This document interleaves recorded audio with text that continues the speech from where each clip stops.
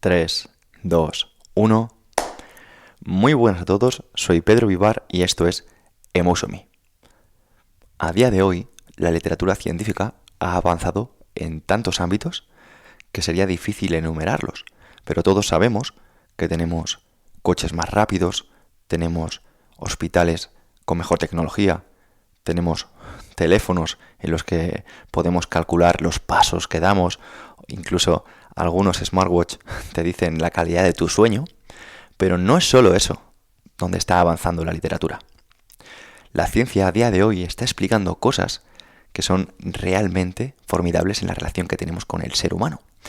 El ser humano tiene una cualidad que es muy interesante, y es que tiene una relación tanto consciente como inconsciente con otros seres humanos. Y dirás, ¿a qué te refieres?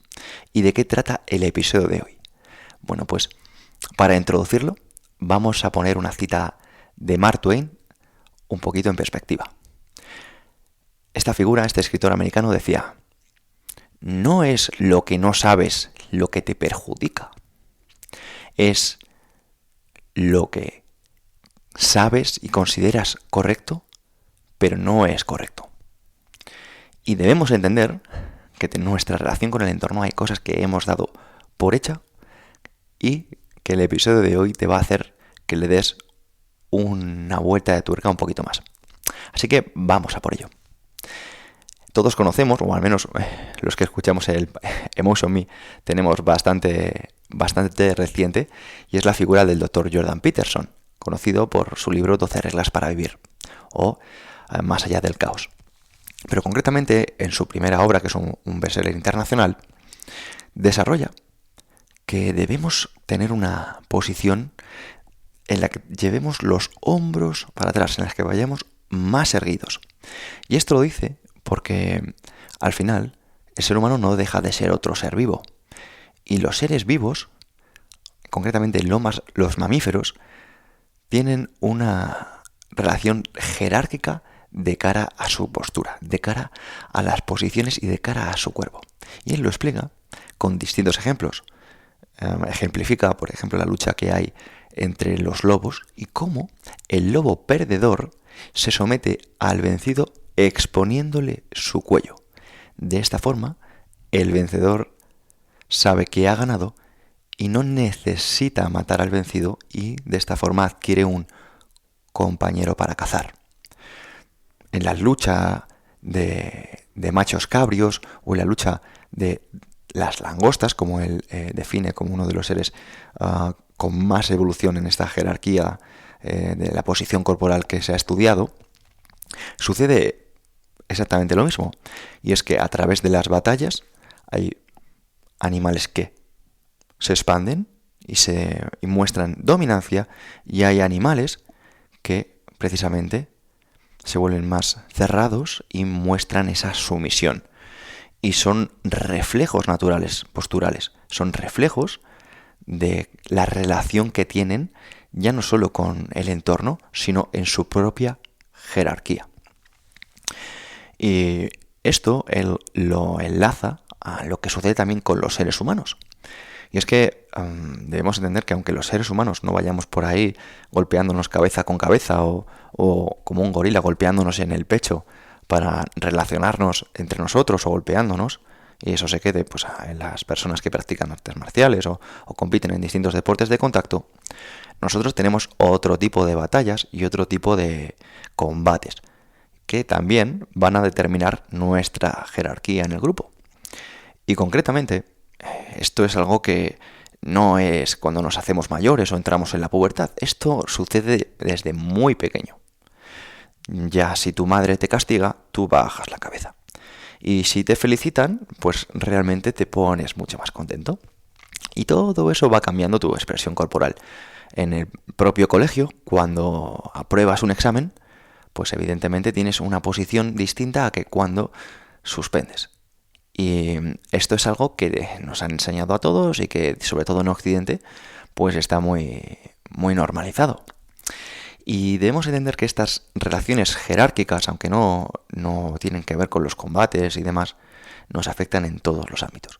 Cuando alguien pierde a un ser querido, cuando alguien rompe una relación, cuando alguien está luchando contra la adversidad, es muy probable que le esté afectando a su postura. Es muy probable que esté bajando la cabeza. Es muy probable que esté echando adelante los hombros. Es muy probable que esté dejándose vencer hacia la gravedad. Y estas expresiones, que muchas veces son conscientes, también suceden de forma inconsciente y nos permiten leer el lenguaje de otros seres humanos. Y por eso, precisamente, quería también introducirte la figura de uno de los psicólogos y médicos más importantes del último siglo, que es el doctor Milton Erickson. Y curiosamente, este doctor americano, que vamos a hablar brevemente sobre él y vamos a contar que a los 17 años los médicos le desahuciaron y le dijeron que nunca más iba a volver a andar. De hecho, no iba a volver a moverse y, de hecho, decían que muy probablemente moriría pronto debido a una enfermedad de la época que era la polio. Sucedió que esa parálisis se convirtió en una ventaja. Y dirás, ¿a qué te refieres, Pedro? ¿Cómo puede ser una parálisis una ventaja? Bueno, pues el no poder moverse, el no poder articular un movimiento, le permitió recibir mucho más, de una forma mucho más profunda, la relación con el entorno. Era mucho más sensible, de forma visual y de forma auditiva, a todos los cambios que había en el entorno, porque él no participaba de una forma activa, pero sí participaba. Eso en el taoísmo se llamaba Hu Wei, la acción dentro de la no acción. Esto es un término que a mí personalmente me encanta. Y esta persona lo que comenzó a hacer fue observar a toda la persona que tenía la oportunidad. Él tenía 7 hermanos, entre la mayoría eran mujeres, y observaban la relación que tenían sus hermanas. Observaban que cuando decían algo, la expresión de su cuerpo no decía lo mismo. Observaba que cuando querían transmitir un mensaje, realmente el tono o la expresión del cuerpo muchas veces acompañaba y muchas veces no. Y curiosamente el tiempo le enseñó a través de la observación a entender a estas personas. Su lema como médico, como profesional de la salud, era observa, observa y observa. Y eso se lo llevó al ámbito clínico. Y curiosamente, tiempo después, cuando él consiguió recuperar el movimiento a través de esta lucha consigo mismo y a través del entrenamiento y la práctica, como el no caminar fue algo que le marcó para siempre, él empezó a observar cómo caminaban otros seres humanos. Empezó a darse cuenta que los adolescentes más indecisos caminaban de una forma, que las personas más decididas caminaban de otra, que las personas más introvertidas lo hacían de una diferente. Y así, algo que nosotros podemos observar y podemos decir, pues qué amable, qué enérgico o qué vago y demás, él iba mucho más allá. No se quedaba únicamente en la forma de caminar, observaba los gestos corporales. Otras escuelas, como por ejemplo la medicina china o la terapia de Gaudelin de Streif, conocida como la GDS, también estudian estas cadenas musculares, también estudian esta forma de moverse, la programación neuromotriz también lo hace. Sin embargo, vamos a centrarnos en Milton Erickson, y cómo, con alguna de sus anécdotas, él observaba a sus pacientes, a sus clientes. Él tenía su consulta en la que había que atravesar un enorme espacio para poder llegar a ella. A él le daba una ventaja en la que él podía observar a sus pacientes. Y para destacar alguno de estos casos, en una ocasión llegó una mujer a su consulta y le dijo que ella tenía mucho miedo a ir al extranjero y a volar a final de ese año porque tenía un tremendo miedo a volar y que claro que no quería acompañar a su marido.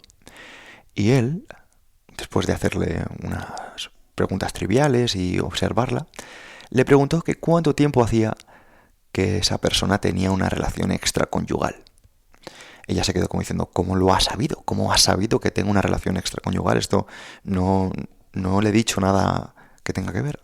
Y él le habló de la forma en la que él se había referido a sus experiencias y sobre todo sus expresiones no verbales y el lenguaje no verbal. Esto es algo que evidentemente se queda en los matices y que en un podcast no podemos transmitir de la forma que hacía esta figura.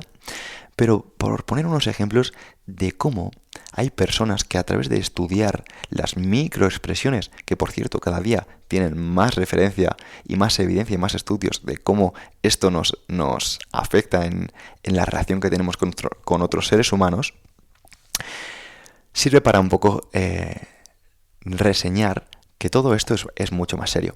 A día de hoy tenemos la experiencia y los datos clínicos de la psicóloga, por ejemplo, la psiquiatra de Harvard, Amy Cuddy, conocida por su famosa charla TED, con más de 40 millones de reproducciones en YouTube, de cómo, por ejemplo, en sus estudios, ella tiene estudios publicados en distintas y prestigiosas revistas, vamos a hablar de uno de 2010, y cómo concretamente una expresión de poder, o como ella hablaba, una power position, afecta directamente en la ganancia o la producción de testosterona, de masa muscular y la pérdida de grasa, y cómo justo precisamente lo contrario, una posición de la que hemos hablado antes, ¿no? De anteriorización de los hombros, mirar al suelo y dejarse vencer a la gravedad, precisamente aumenta nuestros niveles de cortisol y baja nuestros niveles de testosterona.